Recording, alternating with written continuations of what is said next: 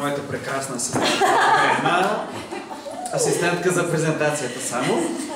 Аз съм професионален театрален режисьор, но тук съм като председател на Фондация за Родопите, която е основана през 2000 година в родопското село Бостина, където от 2004 година функционира и Център за изкуства за Родопите. Вече си имаме собствено студио и така нататък.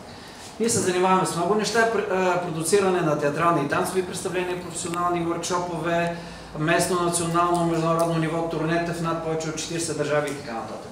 Тук съм, за да ви представя само един от нашите проекти. И това е нашата малка, голяма победа местна в Смолянска област. Това е фестивала за детска и младежка публика, забранено за възрастни. Фестивала се провежда първата седмица на октомври, в продължение на 5 дни, от понеделник до петък. Представяме, формата е около плюс-минус 12 театрални и танцови представления, професионални от различни държави, и ги представяме на 7-8 сцени в града Смолян и забележете на още 10 места в цялата област. Значи има селца и грачета, където за пръв път от 20 години насам стъпва професионален театрален крак.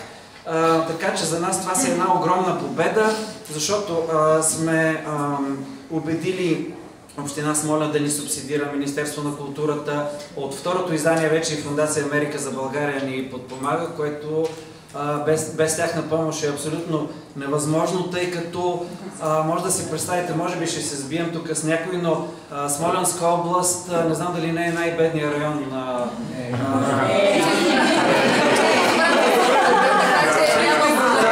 Да не ми вземете от времето, добре. Но успяваме да продадем над 1500 билета, което си е направо, при положение, че Смолян е 15 000 град, а селцата и грачетата наоколо са почти обезлюдени. Имаме над 5000 зрители в рамките на всеки един от фестивалите. Фондация Art Office, която Албена представлява, е наш основен партньор. Албена, ако обичаш, мини по този кетвалк тук, за да може хората да запомнят логото на фестивала. И ако видите това лого някъде, да знаете, че там в гората се случва нещо хубаво. Ако имате малки деца, които не ходят на училище първата седмица на октомври, вземете си ваканция и елата, защото наистина събитието си заслужава. Благодаря за вниманието. Кажи за танцовите. Тинейджерите, представленията за всяко да правите. Абсолютно. Фестивалът е насочен към детска и младежка публика. От 0 до 18 години. Освен това, в Смолян никога не е имало традиция да се гледат семейни представления вечер, семейството да си купи билети и да отиде заедно на театър и след това да се разговаря за това, което е гледано, защото обикновено децата ги водят от градините, възрастните си ходят на представленията вечер, така че много нови неща се случват в града. Опитваме се да наложим тия така наречени нови практики.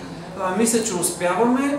Кажи за танцовите представления. Освен това представяме, хайде да не казвам за пръв път в България, защото може би не е така, но представяме и професионални танцови представления за деца.